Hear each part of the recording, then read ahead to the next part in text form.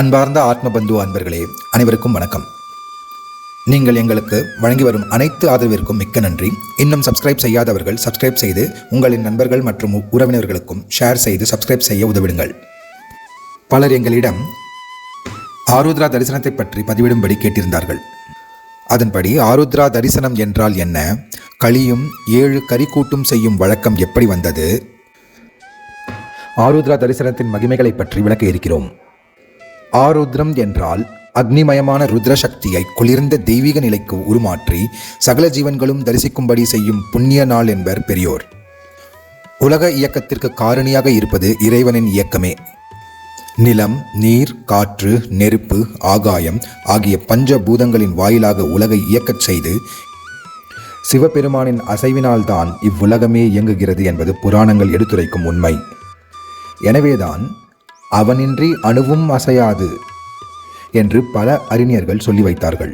மாதங்களில் சிறப்பு வாய்ந்தது மார்கழி மாதமாகும். இந்த மாதத்தில் திருவாதிரை நட்சத்திரத்தன்று வருகிறது ஆருத்ரா தரிசனம். மார்கழி மாதத்தில் சிவா ஆலயங்களில் ஆருத்ரா தரிசனம் நடைபெறுவது சிறப்பு வாய்ந்தது. தமிழ் மொழியில் திருவாதிரை என்று கூறப்படும் நட்சத்திரத்திற்கு வடமொழியில் ஆர்த்ரா என்று பெயர். இதுவே ஆருத்ரா என்று வழக்கத்தில் படுகிறது. மேலும் இன்னும் சிறப்புகள் மிக்க சிவபெருமானின் பஞ்ச சபைகளான திருவாலங்காடு என்பது ரத்தின சபை ஆகிறது.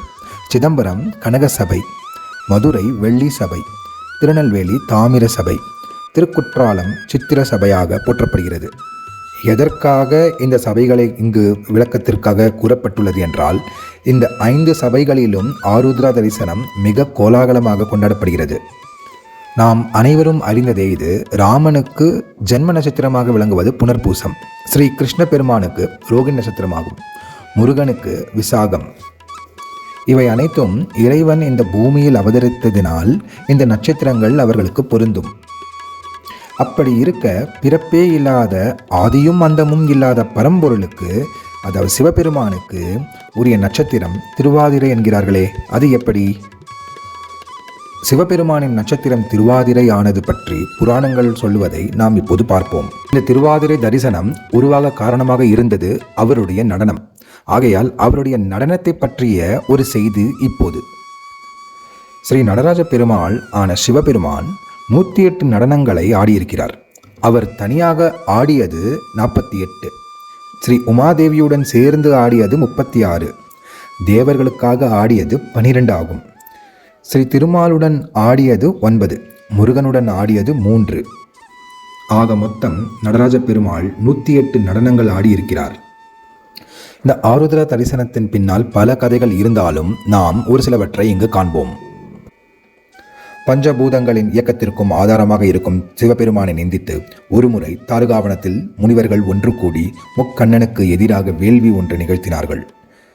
அவர்களின் கோட்பாட்டின்படி கர்மத்தை மட்டும் செய்தால் போதுமானது, கடவுள் என்பவர் கிடையாது என்பதுதான்.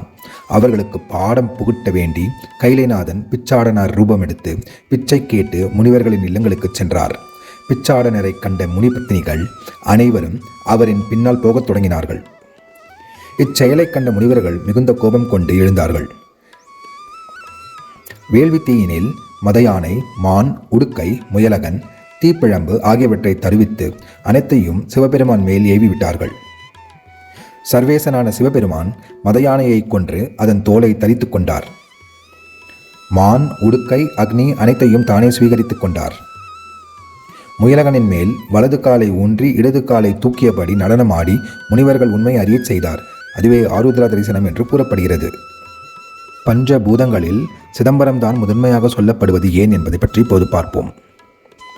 பஞ்சபூதங்களான ஆகாயம் என்பதற்கு சிதம்பரம் என்றும், அக்னி என்பதற்கு திருவண்ணாமலை என்றும், நீர் என்பதற்கு திருவானைக்காவல் என்றும், காற்றுக்கு காளஹஸ்தி என்றும், நிலத்திற்கு காஞ்சிபுரம் அல்லது திருவாரூர் என்றும் இவைகளின் பெருமைகளை கூறும் வண்ணம் இந்த புண்ணிய தலங்கள் அமைந்திருக்கின்றன. இதில் சிதம்பரம் தான் முதன்மையாக சொல்லப்படுகிறது. சிவபெருமானின் பஞ்சபூத தலங்களில் சிதம்பரம் ஆகாயத்தலமாக பக்தர்களால் போற்றப்படுகிறது. இங்கு உள்ள ஈசனை வழிபடுவோருக்கு மன நிம்மதி கிடைக்கும். இது உடல் சம்பந்தப்பட்ட எந்த நோயானாலும் தீரும் என்பது பக்தர்களின் நம்பிக்கை. இந்த தலத்தில் ஒருவன் எந்த ஒரு பலனையும் சிந்திக்காமல் தரிசித்தால் ஜென்ம விமோசனம் கிடைக்கும் என்பது நம்பிக்கை. சிதம்பரத்தில் நடராஜர் ஆனந்தா நடனம் ஆடிய இடத்தை சிற்றம்பலம் என்பார்கள். இந்த சிதம்பரத்தில் சிவன், பிரம்மா, விஷ்ணு ஆகிய மும்மூர்த்திகளும் திருக்கோவில் கொண்டுள்ளனர். மற்றொரு சிறப்பும் இந்த ஆலயத்திற்கு உண்டு. ஓம் என்னும் பிரணவ மந்திரத்தின் வடிவில் அமைந்துள்ளது இந்த ஆலயம். சிதம்பர நடராஜரின் வடிவம் சிவசக்தி ஐக்கியமான உருவமாகும்.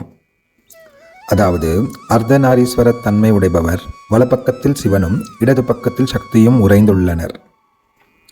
மனிதரின் உடம்பும் கோவில் என்பதனை விளக்கும் வகையில் சிதம்பரம் நடராஜர் கோவில் அமைந்துள்ளது. மனித உடலானது அன்னமயம், பிராணமயம், மனோமயம், விஞ்ஞானமயம், ஆனந்தமயம் என்னும் 5 சுற்றுகளை கொண்டது. அதற்கு ஈடாக சிதம்பரம் நடராஜர் கோவிலில் 5 பிரகாரங்கள் உள்ளன.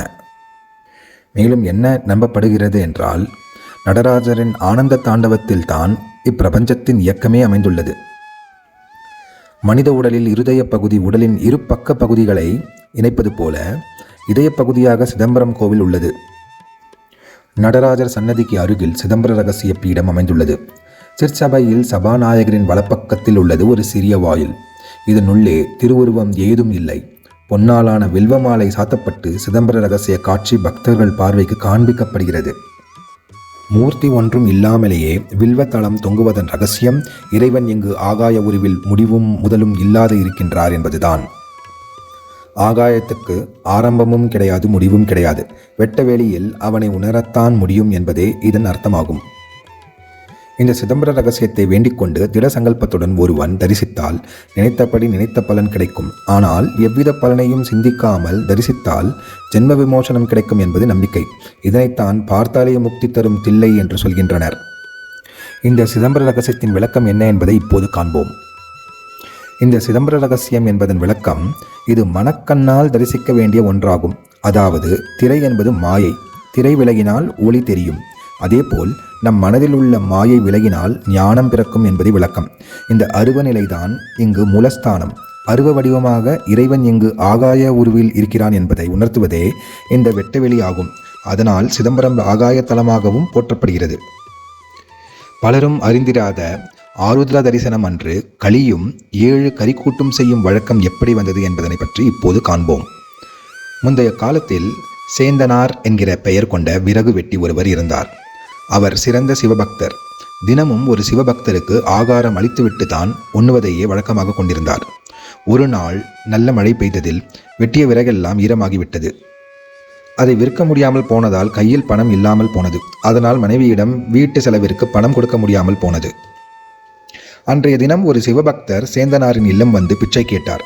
அவரின் மனைவி வீட்டில் இருந்த அரிசி மாவையும் வெல்லத்தினையும் சேர்த்து களி செய்தார். வீட்டில் மிகுந்தி இருந்த 7 காய்களில் கூட்டு ஒன்றினை செய்து சிவனடியாரின் பசியை போக்கினார். பிறகே இருவரும் உண்டார்கள். அடுத்த நாள் கோயிலை வழக்கம் போல் திறந்த அர்ச்சகர் பகவானின் கருவறையில் களியும் கூட்டும் சிதறியிருப்பதை பார்த்தார். பிறகு உண்மையை உணர்ந்தார் அவர். சேர்ந்தனாரின் பக்தியை உலகுக்கு தெரியப்படுத்த ஆண்டவனே பிச்சாடனர் ரூபத்தில் வந்தார் என்பதனை நாம் அறிய முடிகிறது. இப்போது பஞ்சபூத ஸ்தலங்களுக்கு யாத்திரை செல்பவர்கள் முதலில் சிதம்பரம் வந்து, அடுத்து காளஹஸ்தி, அடுத்து திருவண்ணாமலை, பின் திருவானைக்காவல், அதன் பிறகு காஞ்சிபுரம் அல்லது திருவாரூர் என்கிற கிராமத்தில் முடிக்க விரும்புவார்கள். இப்போது மற்றொரு சம்பவத்தையும் வைத்து இந்த ஆருத்ர தரிசனத்துடன் சம்பந்தப்படுத்தி பேசப்படும் புராணங்களும் உண்டு. ஒரு காலத்தில் திரேதாயுகா என்ற பெண் பார்வதி தேவியின் தீவிர பக்தையாக இருந்தாள். திரேதாயுகாவுக்கு திருமணம் நடந்தது. அக்காலத்தில் திருமணமான 4வது நாளில் தான் சாந்தி முகூர்த்தம் நடக்கும். ஆனால் திருமணமான 3வது நாளிலேயே திரேதாயுகாவின் கணவன் இறந்து விட்டான். திரேதாயுகா அலறி துடித்து பார்வதி தேவியை, உன் பக்தையான என்னை இப்படி சோதிக்கலாமா? உன்னை இவ்வளவு காலம் வணங்கி வந்த எனக்கு என்ன பயன் என்று கூறி கதறி அழுதாள். அப்போது கைலாயத்தில் சிவன் அருகில் அமர்ந்திருந்த பார்வதி திரேதாயுகாவின் அலறலை கேட்டு அவள் கணவனுக்கு உயிர் பிச்சை அளிக்க சபதம் செய்தாள். அவளது சபதத்தை கேட்டு அதிர்ந்து போன சிவபெருமான் உடனே யமலோகத்தை ஒரு பார்வை பார்த்தார். இதைக் கண்டு பதறிப்போன யமன் திரேதாயுகாவின் கணவனுக்கு மீண்டும் உயிர் கொடுத்தார். அதன் பின் பார்வதியும் பரமசிவனும் திரேதாயுகாவுக்கும் அவள் கணவனுக்கும் தரிசன காட்சி கொடுத்து ஆசிர்வதித்தார்கள். இந்த நிகழ்ச்சி ஒரு மார்கழி மாத திருவாதிரை நட்சத்திர நாளில் நடந்தது. இந்த தரிசனத்துக்கு ஆருத்ரா தரிசனம் என்று பெயர் ஏற்பட்டது. சேர்ந்தனாருக்கும் திரேதாயுகாவுக்கும் நேரில் தோன்றி தரிசனம் தந்த அந்த திருவாதிரை நட்சத்திர நாளையே சிவபெருமானாரின் நட்சத்திரமாக, அதாவது ஆருத்ர தரிசனமாக கொண்டாடப்பட்டு வருகிறது. இந்த ஆருத்ரா தரிசனத்திற்கு சிதம்பரம் நடராஜர் ஆடிக்கொண்டிருக்கும் ஆனந்த தாண்டவம் என்ற கோலம் காஸ்மிக் நடனம் என்று பல வெளிநாட்டு அறிஞர்களால் அழைக்கப்படுகின்றது. இத்தலத்து நடராஜரை காண ஏராளமான வெளிநாட்டவர்கள் வருகின்றனர். பெரும்பாலான பக்தர்கள் சிதம்பரம் கோயிலின் மூலவர் என்றாலே அது நடராஜர் தான் நினைத்து கொண்டிருப்பர். இத்தலத்து மூலவர் லிங்க வடிவில் ஆதிமூலநாதர் என்ற பெயரில் அருள் செய்கிறார்.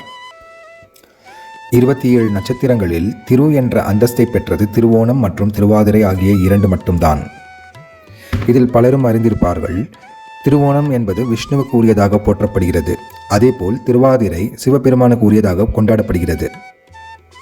மற்ற மாதங்களில் வரும் திருவாதிரை நட்சத்திரத்தை விட மார்கழி மாதம் வரும் திருவாதிரை நட்சத்திரம் மிகவும் சிறப்பு பெற்றதாகும். மார்கழி திருவாதிரை தினத்தில் ஆருத்ரா தரிசன உற்சவம் நடத்தப்படுகிறது. சிவபெருமானுக்கு நடத்தப்படும் உயர்வான 6 வகை அபிஷேகங்களில் ஒன்றுதான் ஆருத்ர தரிசன திருமஞ்சனம். பலரும் என்ன அறிந்திருப்பார்கள் என்றால் சிவ பூஜை செய்தால்தான் பலன் என்று. ஆனால் ஆருத்ர தரிசனத்தை கண்டாலே புண்ணிய பலனை அள்ளித்தரக்கூடியது என்றது பலருக்கும் தெரியாத ஒரு விஷயமாக உள்ளது. உண்மையான பக்திக்கு ஈசனே நம் வீட்டிற்கு வருவார் என்பதே ஆருத்ர தரிசனத்தின் மகிமையை உணர்த்துகிறது. திருவாதிரை நாளில் திருக்கைலாயத்தில் நடராஜ பெருமானின் நடனத்தை பார்க்க தேவர்கள் விரும்பியதாகவும், அப்போது நடராஜர் நடனம் ஆடியபோது இடது காலை சிதம்பரம் கோயிலிலும் வலது காலை திருவாரூர் தியாகராஜர் கோயிலிலும் காட்டியதாகவும் ஐதீகம். அதையொட்டி திருவாதிரை நாளில் பாத தரிசனம் நிகழ்ச்சி ஆண்டுதோறும் நடத்தப்பட்டு வருகிறது. அந்த வகையில் பதஞ்சலி வியாக்கிரபாத முனிவர்களுக்கு பாத தரிசனம் அருளும் நிகழ்வு மார்கழி திருவாதிரை நாளான அன்று நடைபெற்று வருகிறது.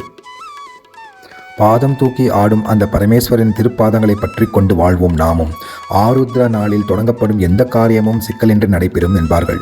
இந்த நாளில் சேரும் செல்வம் மேலும் மேலும் பெருகும் என்றும், அழகிய கூத்தனின் அருளால் எல்லோரும் எல்லாமும் பெற்று நலமாக வாழ வேண்டும் என்று கூறி இந்த பதிவினை கடைசி வரை பொறுமையாக கேட்டுக்கொண்டதற்கு நன்றியை கூறி நாங்கள் இத்துடன் முடிவடைத்துக் கொள்கிறோம். நீங்கள் தெரிந்து கொள்ள ஆர்வமாக இருக்கும் மற்ற தலைப்புகளை பற்றி எங்களுக்கு கமெண்ட் செக்ஷனில் குறிப்பிடும்படி வேண்டுகொள்கிறோம். மிக விரைவில் மற்றொரு தலைப்புடன் உங்களை சந்திப்போம். நன்றி, வணக்கம்.